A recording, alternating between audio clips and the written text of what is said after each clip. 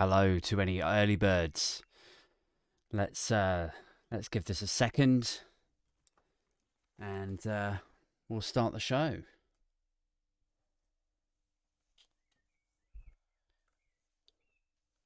Find my funny juice, if I can.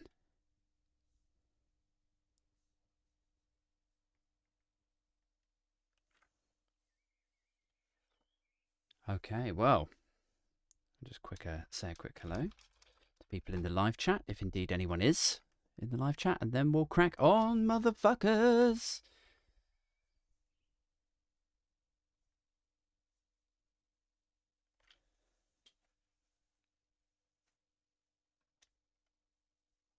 Do one more tweet, and then we'll get going.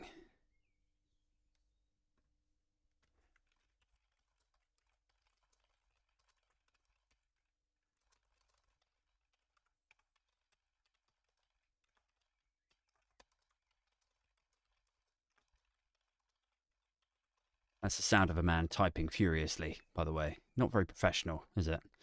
I need to up my promo game, guys. I keep sort of leaving it to the last minute. And really what I should do is do like a TikTok and a tweet. And then more tweets and then more TikToks.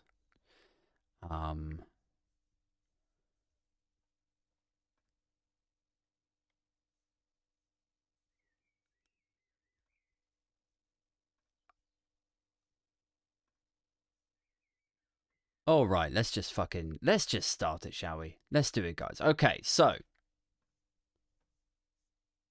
3, 2, 1, and we are live on a Wednesday evening for the solo show. Welcome. If it's your first time listening, you're very welcome here. Pull up a pew. Grab yourself a beer, grab yourself a wine, or a cheeky G&T, or if you're going past M&S, grab yourself I was about to say porn star martini. It's not a porn star martini if you buy it from Marks and Spencer's. Then it becomes magically and inoffensively, then it becomes a passion fruit martini. They do not do porn stars in Marks and Spencer's. You will be devastated to hear. It's not something they're into. But yeah, you could grab one of those. Or I'm actually quite partial at the moment to. Do you guys know Brixton Brewery? I can never say that word properly. Like brewery. I always feel like I've got one too many R's in there, or a complete absence of Brixton Brewery. It's like when a posh person speaks and they drop the R. You know, they go like, you ruined it. You ruined it, Rupert. That sort of, Brixton Brewery. Maybe I'm letting my inner posh guy out. Maybe I've truly made the shift from my council estate roots into just full on like upper middle class. Ruined it, Rupert. Anyway, if it's your first time listening to this, you're probably thinking, what the fuck is this? I thought this guy talked about politics. What is he talking about? Rupert and posh people and his accent? What? Like, get on with it. Yes, okay, I will. Just bear with me. Yes, if it is your first time listening, this is a twice-weekly show. It's called Thompsin and Other Disappointments. This is episode 171. 171 of these motherfuckers now. Sometimes it's just me ranting, roasting, ridiculing, whatever's in the news, politics, dystopia, that sort of vibe. And sometimes I have guests. Sometimes I'm joined by somebody like Marina Purkis, who I don't know if you saw. She was in the news today. I mean, she was on the news, like GB News. She was on last night. And she went head-to-head, mano-a-mano, with Jacob Rees-Mogg. Don't know if any of you guys saw that. It's quite interesting. It was also quite interesting witnessing the reaction to that interview. This is only really going to make sense to you if you watched it, if you listened to it, or whatever. But it was. Let me run you through it very quickly. So Marina Purkis, as a habit, does not go on GB News, and I think that's the right decision. I think if you go on things like if you're super early on in your career, or you really want to be booked on places, or it's, you know, it's about exposure for you, then fine. You know, do what you need to do. That's great. I probably would do it myself. I'm just going to put that out there because I'm trying to sort of grow whatever the fuck this is. And anything that I can do to make that happen, if it helps me sitting opposite somebody and essentially calling them a cunt, but, you know, probably not pre-Watershed, but, you know, if that helps it, then great. But I think generally, like, for somebody of Marina's stature, if you like, somebody who has already been on TV, myriad number of occasions or whatever, for somebody who has been on Good Morning Britain and Jeremy Vine and has appeared on international shit, she's been on, like, American TV, I would have said, I don't know if you need to, you know? But I respect her decision to go onto that show purely to sort of sit opposite that fucking haunted penny farthing motherfucker and just serve him up a cold dish of truth. Do you know what I mean? I think that was a good move by her. And by all accounts, I think it was, what's her name? Naomi Smith from Best for Britain, which is a sort of like a lobbying organisation on the left, and it's very sort of, you know, pro-Remain, very Euro-friendly. She appears a lot on a couple of other podcasts I listen to called Oh God, What Now? And I think she's appeared on The Bunker. I might be talking out my arse a bit, though. But I saw that she mentioned this morning that she had also advised Marina not to appear on GB News. And now, interestingly, both of us have now sort of, like, in retrospect, like, actually, no, do you know what? I was definitely wrong there. Like, that was a good move. Because it was so delicious to see somebody like Jacob Rees-Mogg, who is so very, very rarely challenged, in my opinion. To see somebody in his natural habitat, sat behind a GB News desk, unchallenged, and confronted with facts and stats and cold, hard reality. And I thought it was really interesting the way that people reacted to it. Because this morning when I watched the clip, because I've got two kids, man. Like, I'm in bed at about 8:30, and if somebody sends me a WhatsApp, which they did, to say, like, you have to turn on X right now, or don't miss this, it's on at 10 to 10 tonight, I'm like, fuck you. I've been up since like 4 a.m. I'm not watching it. The only thing I'm watching is the inside of my eyelids at that time. I don't need to watch anything. I'll catch up with it tomorrow. And catch up with it tomorrow I did. When I was watching it this morning, it was 9 minutes long. And I was watching this when I first woke up. And it was surgical. It was an expert, I can never remember, is it abject lesson or object lesson? Whatever that phrase is, it was that in affording truth, affording debate to somebody who, as I mentioned, is so very rarely challenged on matters. And the reaction, so my reaction first, let's start with that. My reaction was, wow, Marina really fucking handed his ass to him. You know, and I get, you know, I'm a little biased. I know Marina reasonably well, you know, from WhatsApp chats, and, you know, we've met up a couple of times, and obviously we share similar political sensibilities. So to some extent, I'm going to be biased. I accept that. However, in my mind, in my perspective, I would have said that was a pretty open and shut case. You know, every time Rees-Mogg tried to say X, Marina was right there with a fucking example, a stat, ready to deliver him a freshly sealed envelope of Y to his X, if you like, right? You know, she literally, like, she called him a con man. She took his accusation or suggestion that it was the left perpetuating the culture war and threw that back in his face, because it is so obviously a product of the right of the political landscape. It just fucking is. I don't see how anyone can argue that differently. It is the right who come out with shit like stop the boats. It is the right, and certainly the right-wing newspapers, who get all het up about statues of slave owners and the poppies and the proms. It is the right of the political landscape who wheel out this fucking nonsense. It is the left. I always say this. It's the left who have the logic. It's the left who are like, what are we going to do about the cost of living crisis? What are we going to do about universal credit? How are we going to fix schools? Why are you closing that A&E department? It's the left who have the substance and the right who go running to symbolism every fucking time. And Marina was 100% right to throw that back in his face and say, no, this is you guys that are doing that. You are a con man. And every time she served up another plate of cold, hard reality, he changed the subject. So to me, open and shut case. I don't see how it's even up for debate. If I was on the side, if you like, if I was a pure and whole subscription to the right wing of British politics, and I saw that, do you know what I would do? I'd probably keep my mouth shut for a few hours. That's what I would do. Do you know what I wouldn't do? I wouldn't go on Twitter and then pretend it was the precise opposite of what it clearly was.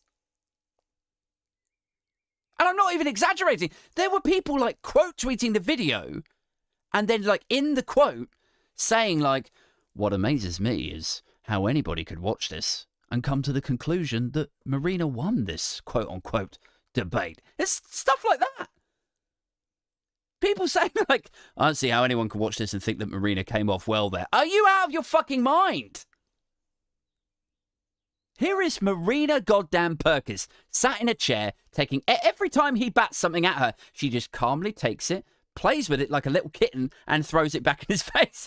And an army of people are right there behind her saying, fucking yes. Get in, Marina. Right?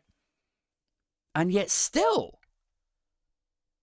these apparently clueless people, you know, clueless in the truest sense, who could not have watched it, are there quote tweeting it, going, well, I don't see how anyone could think she came off well, vile, angry, shouty woman. Like, there was an Express article about it as well, by the way, that she shared earlier. And it said something about, I mean, I'm sort of quoting her tweet where she was talking about it, but it said something about like how she was abusive to him. Which is like, oh, fucking really? That's where we're at now, is it?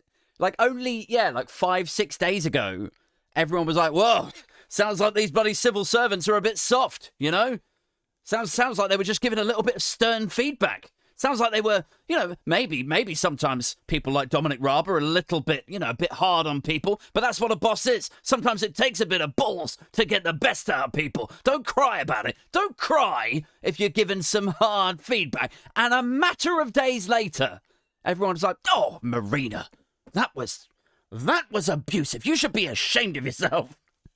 This poor man, this poor, delicate, Victorian, size 4 brunette. What is to be done with you? Come here, Jacob. A little cuddle for Nanny. So anyway, that was fun.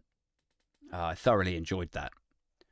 I mean, I'm not even exaggerating. Like, watching that, I mean, I literally came from both balls watching that. Like, GB News became pornography for me, watching that.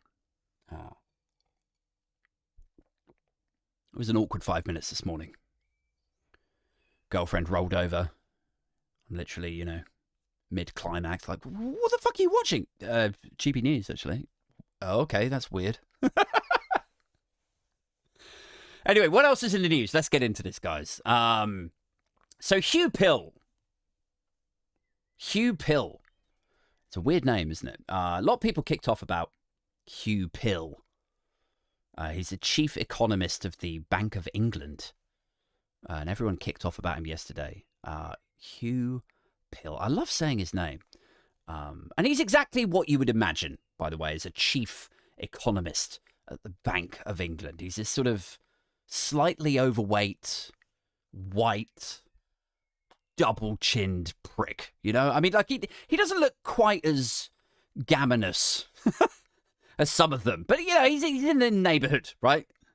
He's fit for the role, I think, of, you know, out of touch, stuffy, overfed white guy in a suit, right? He's, and to be fair to him, like, he's not quite as detached and ignorant as some of them. He's not like one of these people who's like, well, just work harder then, plebby. Get a job. Get 2 jobs. I've got a second job for a global investment and asset management company. They pay me £50,000 a year to do fuck all, except to introduce them to decision makers within government who can make them rich by contracting them outside of a tender process. I've got 3 of those external consultancy board roles, actually. So with with my MP shit and that, it's 4 in total. You can't get off your arse and work a couple of nights in KFC as well as your second job? I've got 4. You can't get 2 jobs? On top of your 15-hour days as a nurse? The fuck is wrong with you? See, this is the problem with Brits today. Nobody's got any work ethic. The Brits are amongst the worst idlers in the world, etc., etc. No, he's not that bad. Hugh Pill. He's not that bad. But if you had to cast a character, like in a movie, that was like that, you could probably cast him, He just looks the part. Like, he's got the chin, man. Like, that's the thing. Like, the fat 50-year-old white guy chin. Do you know what I mean? Like, just gobbling away, But yeah, anyway, look, he's not that bad. He's not saying, work harder, plebby. But he is saying, get used to being broke. He is saying, people just need to accept that they're poorer now. Which, look, when you're the chief economist of the Bank of England, and it's your job to keep the economy running smoothly, right? Keep inflation at bay. I don't know, like, for me, it feels like a bit quitter, doesn't it? It feels like chucking in the towel. I think it's like, motherfucker, you had one job. Can you keep inflation down? Can you keep the economy safe? Oh, yeah, absolutely. Okay, cool. Oh, hey, look, the economy's fucked and inflation is out of control. This was on your watch, so what are you going to do about it? I don't know. Get used to being broke, I guess. Like, what? Like, that's it? Really? Yeah, just, get used to shit going up in price by, 10%, and then 10% again, and then a few months later, another 10%. Well, can I ask for more money? What? No. You'll just make it worse if you do that. Okay. Worse than the other 10 times I didn't ask for a pay rise because you said that would make it worse, but then it got worse anyway. And now I'm selling my niece's bathwater on OnlyFans just to get by. Like, worse than that is what you're saying. Yeah. Don't ask for a pay rise because it does cause inflation. I see. Okay. Are you sure it's not energy bills? Because it feels like energy bills, to be honest. No. It's definitely it's definitely pay rises. It's totally pay rises. That would, I suppose it indicate that we had wage growth over the last 10 years, even though that's been completely fucking absent. Even though we've had no wage growth for 10 fucking years, somehow, miraculously, people have had pay rises, and then that's probably what's causing inflation. Like, the fuck out of it. Oh, man. Cheers, by the way. Like, I was saying this on TikTok this morning. Like, the biggest increase in my outgoings, it isn't food. It isn't petrol. That's actually come down in price very slightly. It isn't even energy bills. It's my fucking mortgage, man. And that comes almost straight from the Bank of England. So, like, if we're talking inflation and what causes inflation for most people domestically in their households, like, when this guy is like, well, we've got to find a way to reduce inflation. I'm like, yes, we do. But that's you. You're doing that. You're making my life incomprehensibly expensive. Do you think you could stop it? Maybe? We've got to get this inflation down. Oh, well, fucking no problem, Hugh. Just drop the interest rate back down to 2% and suddenly people aren't suffering as much. How about that? I've solved the puzzle. Glad I could help. I mean, look, guys, look. I get it, right? I do get it. Just in case there's any economists listening, let's try to be a little bit objective here, shall we?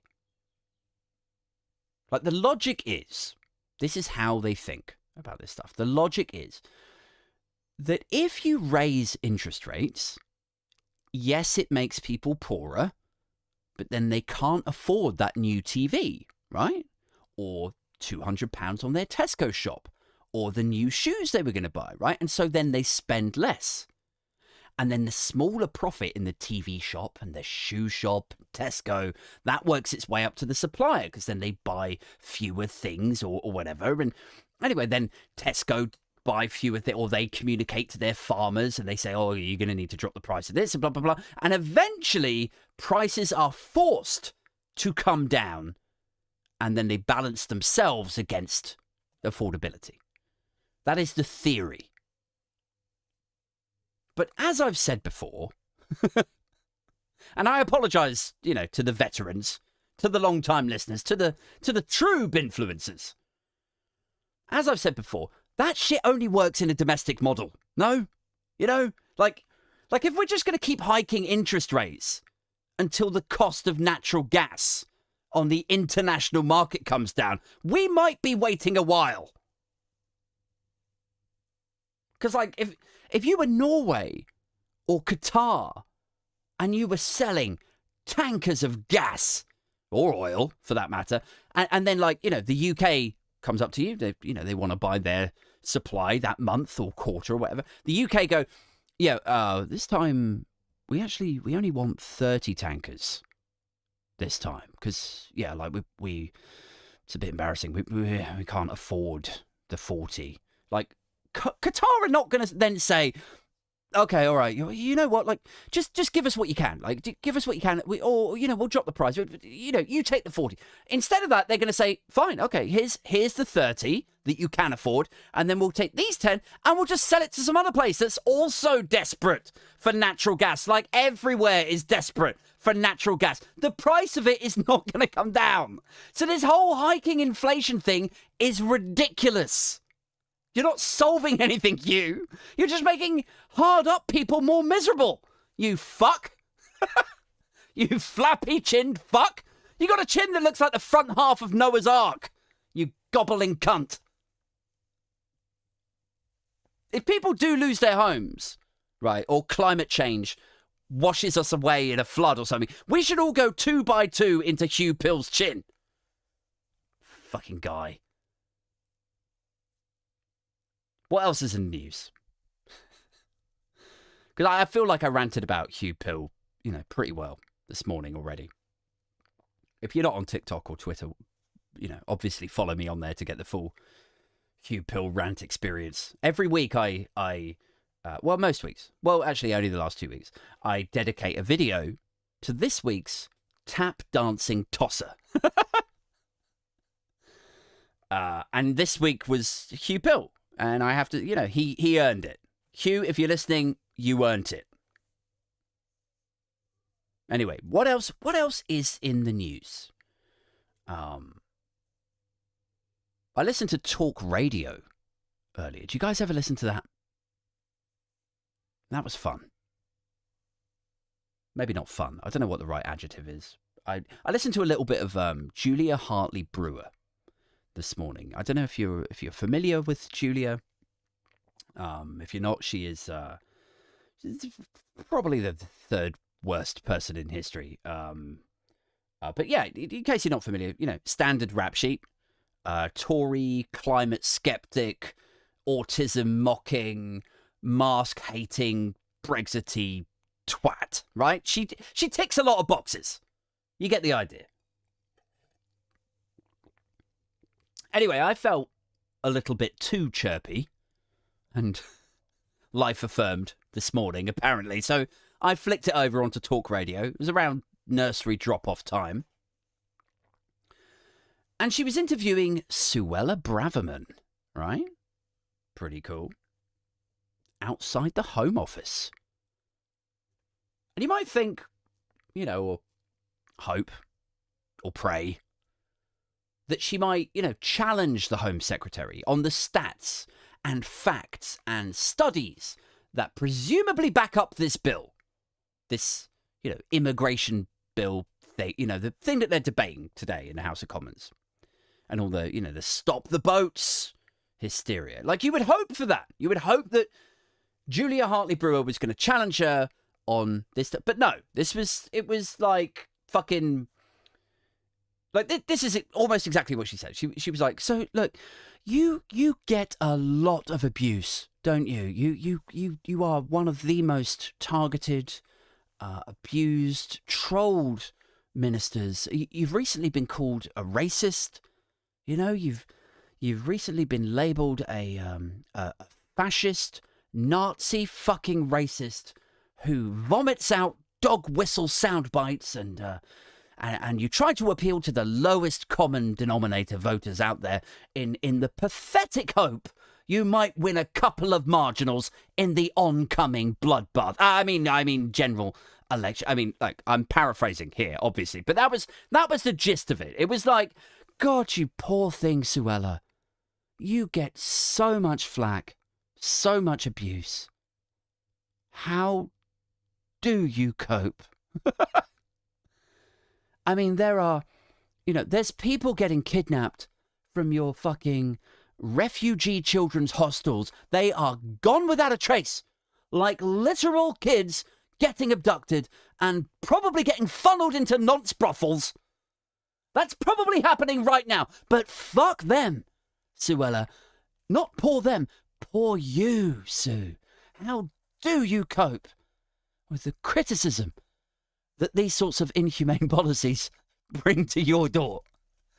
Again, paraphrasing a little bit. She was not as sarcastic as me. Very few are. But yeah, she was like, how do you cope with the abuse that you get? Does it affect you, Sue? Does it take a toll? And Braverman, like, to be fair, I mean, you'd think if ever there was an opportunity for Suella Braverman to actually, break character and show some empathy, you would think, it might be the moment where she gets to portray herself as the victim of the conservative political battlefield, right? You'd think maybe this might be the moment she sort of, she goes, yeah, I mean, it is hot, But neither she or, Priti Patel or Theresa May before, like, none of the Home Secretaries can ever show any empathy, can they? It's weird. They're always kind of sociopathic or, hard or, partly because it's the job, I guess. You have to look like you take this seriously, like you're not going to take any shit. But it's also partly because when they do give it to a woman, they basically give it to the least feminine woman they can find. I'm sorry, but that is true. Like they're like, who's this bitch over here? Amy? I don't know. She's right. She's got lipstick and big tits and she loves kids and animals. Fuck that. That's not what we do. Like, who's this other one over here? Who's that behind her? Oh, that's Hattie, sir. Hattie. Yes, yeah. Hattie. Yeah, she literally never smiles and she busts balls. She styles herself as, like one of the lads. She drinks ale at rugby games and she's tough on crime and immigrants and various other buzzwords. Oh, well, she sounds just like you, sir. Well, I was going to say perfect, but, now that you mention the correlation between the two, yes, I suppose I am sort of perfect. Like, they never show any empathy is the point that I'm getting at. They always pick somebody who is just, a hard ass, a real ball buster. She's just like one of the guys. They never show empathy, these people. But if they did, if they were forced to, if they were dragged kicking and screaming to exorcise some feeling, you can guarantee it would be in this culture war setting, couldn't you? Like where they can say how mean-spirited and bullying the liberal left is, or whatever, you know. But to her credit, as I say, you know, she remained just as robotic and sociopathic as you'd expect. So yeah, I don't know. What she lacks in compassion and integrity, and indeed competence, she at least makes up for in consistency, right? What's up to Tim in the live chat? Anyway, going back to this, this talk radio interview with Suella Braverman. Julia Hartley-Brewer. Hartley-Brewer was like, so does it affect you, you know, the abuse that you get?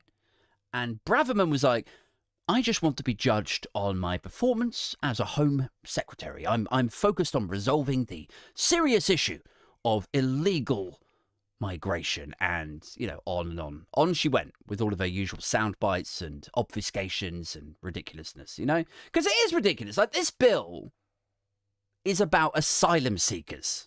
Yeah? It's about criminalising dinghies. It's about turning dinghies into contraband. You won't be able to walk past a beach shop without getting a 5 stretch by the time they're through with this. This bill is about persecuting desperate people who are paying their last $5,000 or whatever it is, I heard. It's in the thousands. They pay their last $5,000 to sit in a tiny boat and pray they don't hit stormy waters. Those desperate people. This bill is about persecuting them. And how, like, you know, when they do arrive in the UK, by any means, is what the Refugee Convention says. Like, they can arrive here by boat or by plane or drone or be delivered by fucking Amazon, whatever the fuck they like. And they can come via any country. They don't have to stop in France. So literally none of this is illegal. But anyway, here she is on national radio and TV now, you know, talk TV and all that. Here is this government minister, the Home Secretary, no less, telling the fine listeners of Talk TV that these people are illegal. And it's demonstrably false and completely unchallenged. But we all know this already, right? We all know that it's bullshit. We've known for fucking years. It's like from the go home vans to the Britain's full posters to the hysteria around Turkey joining the EU to the Polish and Bulgarian nonsense, right back down to stop the boats. It's always the same. A colossal failure of government across basically every industry and office of state. Probably because they're just too busy working out how to enrich their donors, how to secure second jobs, rather than actually how to run things efficiently. And then when it does get to the point, right, when someone might mark their homework for all of this shit, then they're like, where's your maths homework, Rishi? Oh, well, I thought maths was your thing. Where's the homework? Well, look, the brown kid ate it. Like, that is what this is. It's Tories fucking up. And then when they do get found out, or it's about to bubble up, quick, look over there. Some desperate people in a dinghy. Like, and they're being just as shit and cunty to people fleeing Sudan right now, by the way. Like, just like they were with Afghanistan. Oh, we're going to work night and day to get people out of Afghanistan. How many did you actually save? About 3. Like, if it wasn't so tragic, it would be fucking hilarious, wouldn't it? We're going to work night and day to get all these people out of Ukraine. Oh, how many white people did you save? Fucking hundreds of thousands.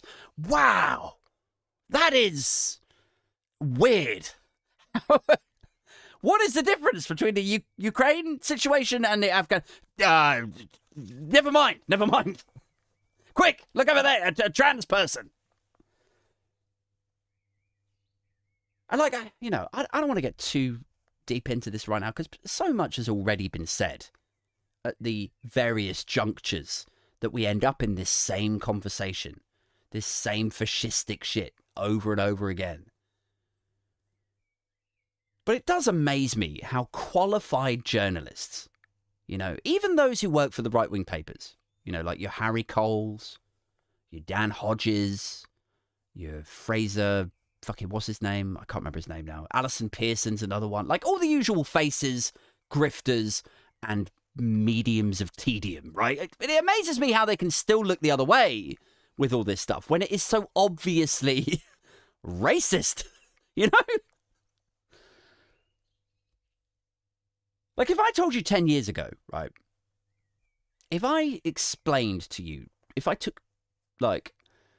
mapped out the current government's character to someone from 10 years ago, when the only thing that we had to worry about was austerity, like, Jesus, what a holiday that was. What a picnic. When we only had to worry about losing 10,000 policemen and someone shutting a couple of hospital wards. Like, we would look back at society from 2012, like, from now, we would look back at that shit like it's some distant, faraway communist fantasy, wouldn't we? Like, wow, you could get a GP appointment in only 3 days? Wow. Like, your trains and schools weren't striking every other week? Like, how?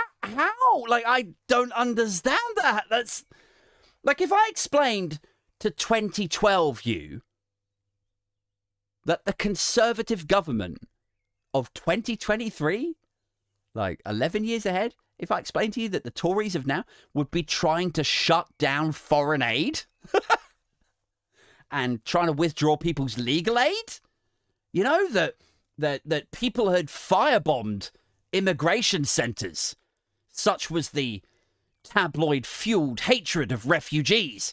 Like, and that, people would basically riot in Travelodge car parks if they found out it was housing asylum seekers, and that the Home Secretary, when told about that civil unrest, would just shrug, like, well, yes, I share their frustrations, and that the fucking government had looted about 200 billion from the public, and that they were trying to kill off the Electoral Commission.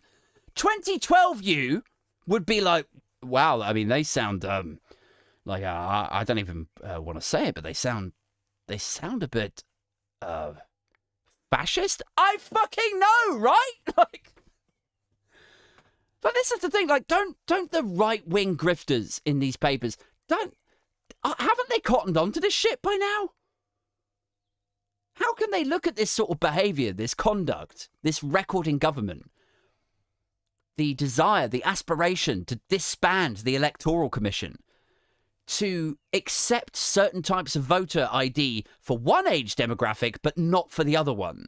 How can they look at that as anything other than voter disenfranchisement? And then how can they then still pitch up for work in the morning and go, well, this is the problem with Labour? Like, what the fuck?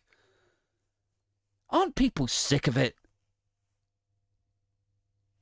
Where are the riots, man? The last time I had any faith in the British people, like, rising up and doing, doing what's right. The last time I was sort of proud to be British, if you like, was when, like, do you remember, it was a couple of summers ago, maybe about 3 or 4 years ago now, I don't know. But there was a trend that kicked off. I don't know who started it or why it stopped. It should not have stopped. But basically, there was a trend, like, over the summer one year where right-wingers, like Nigel Farage had it done to him, Tommy Robinson had it done to him, and I think a couple of others, like, people would just lob milkshakes at them. Like, I don't know why. It's so perfect. It's so British because it's just demeaning. It ruins their suit that they're invariably walking around campaigning in. It's a silly thing. It's just a milkshake. And yet, without exception, It gets them so riled. And these are the same people who are like, oh, you're getting really wound up about a blah, blah, blah, like you bloody snowflake, bloody crybaby. You lefties, you're such lily-livered crybabies, getting all upset over like, and then all it takes is a fucking milkshake missile flying through the air, searing through the atmosphere, and splash. And like, and the reason this is at the forefront of my mind is because I was looking for clips of it earlier, and I saw I watched the one of Nigel Farage, and it's so delicious and it's so good.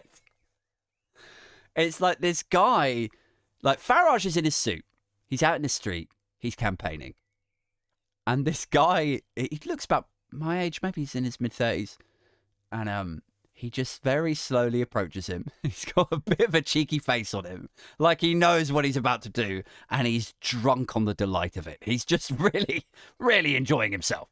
And he just it's like he's going bowling, like he just sort of slowly positions and moves a little bit further, and then the underarm sort of just tosses this milkshake right to him. And Farage is instantly angry. He's like, oh, well, that was obvious, wasn't it? You know, he's having a go at his security. He's like, that was a total failure. He's so fucking shitty with his stuff.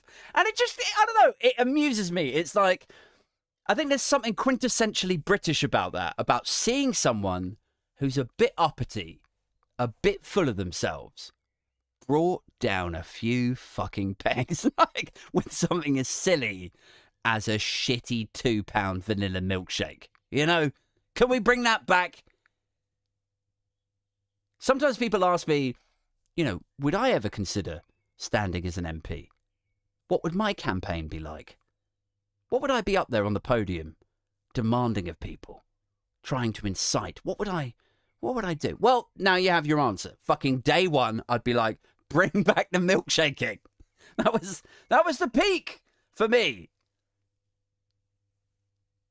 Actually, do you know what? We should improve upon it. We should iterate on it the way that we do in tech. You know, you build a product, get it the bare minimum that it needs to be for it to go live, ship it out the door, and then you iterate. You add features, you improve things and optimize and blah, blah, blah, right? So that's what we're going to do with this. We're going to take the milkshake campaigning from 3 or 4 years ago, whenever it was, and we're going to iterate on it, and we're going to swap the milkshakes for eggs, okay? And I know that sounds a bit more base level, because actually I think a milkshake is funnier, but I think we should at least consider eggs purely on the basis that then you could make it like a gammon and egg. You could call the campaign like gammon and eggs, because they're the gammon, you're fucking adding eggs to it, you know? Tim's in the chat saying make it flour. See, I like flour, but there's something funnier about milkshakes, isn't there? I don't know what it is. There's comedic mileage. Like, when I used to go and see Harry U. Eldridge, who's a friend of mine from the comedy circuit. He's passed away now, unfortunately. Very sad. But I used to go and watch him sometimes in Peckham, and then another time at the Comedy Cafe. And he used to do this joke, which I will butcher now. But it wasn't even a joke, right? And I'm not being disrespectful to him or his memory. I'm trying to explain the genius of some jokes, right? Some jokes, I know this is not political, but just fucking indulge me, all right? Some jokes are intrinsically funny. You can see what's happened with them. They've got mechanics. There's comedic mechanisms to them. They leverage off like metaphor. They exaggerate and then switch at the last minute. And you thought they were going to say one thing, but then they say something completely different. And it elicits a laugh. Like, there are mechanics and ways that you can generate laughter in your writing reliably. Right. But sometimes some people, way cleverer than me, can write jokes that are just funny and they don't adhere to any like comedy rule. And Harry U. Eldridge did one of those. Like, he was a gay guy, and he did a joke about how Jesus was probably just gay or something, because he's like, it was a couple of lazy bits in there. He was like, because he got hammered and nailed on the same night, and he did blah blah blah, and then there's just this one line. He's like, goes out with his friends for dinner on a Thursday. So there's no real reason why that should be funny. There's no like comedy mechanics in it, but for some reason it's fucking, I don't know. I'm not doing it justice. I'm sorry. Sorry, Harry, if you're listening to this from heaven, even though you didn't believe in heaven. I've butchered your joke. But I think we both knew that I probably always would if I ever attempted your routines. Guys, that's all I've got time for tonight. I'm going to have to jump because I've got 2 kids and one of them's not very well indoors and I want to go and check on her. So I will just leave you with this. It is the Patreon meetup this coming Friday. If you would like to meet me in person or any of my cohorts, I'm trying to get a few sort of ex-guests, former guests who have been on the podcast down for a few beers. We're meeting up in London. You can still get access to that if you jump on the Patreon today. So it's patreon.com/Aid Thompson with an IN on the end. That's patreon.com/Aid Thompson.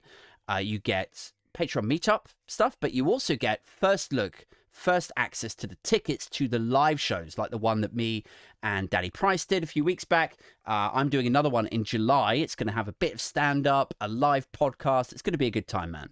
So you get first look at the tickets for that, and it will sell out. So if you want guaranteed tickets, jump on the Patreon. You also get episodes of the podcast 2 days ahead of everyone else. So I'm doing this on a live stream right now, but there's only fucking like 4 of you watching. So it will go on to like Apple and Spotify. That's where most of you listen to this. But it won't be on there for 2 days. So if you like getting this when it's still up to date and topical, Patreon is your friend. Also, if you jump on the Patreon, you get named and shamed as a supporter at the end. So big shout outs too. Hold on. Let me just do this in order.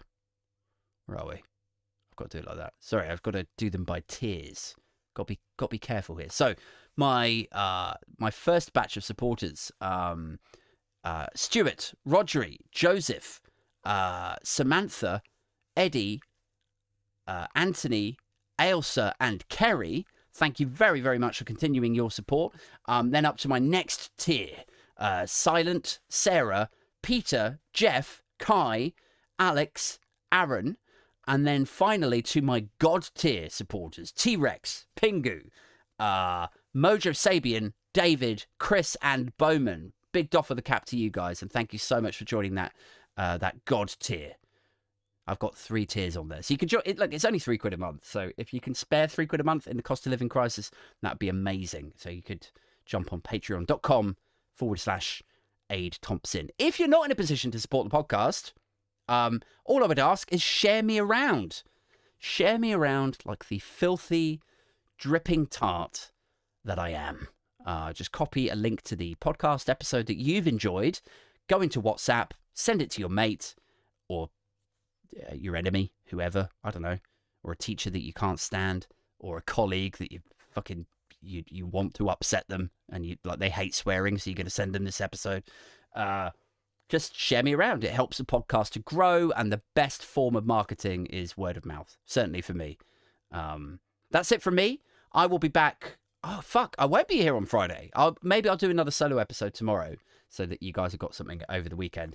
But on Friday, obviously, I'll be out meeting the Patreons. So until whenever I get round to do it, maybe I'll do it on Saturday. Should I do it on Saturday? I'll do it tomorrow or Saturday. Whenever it is, I'll catch up with you all then. And until next time, stay safe, stay booge, keep it strictly #Binfluencer, and I'm out this motherfucker.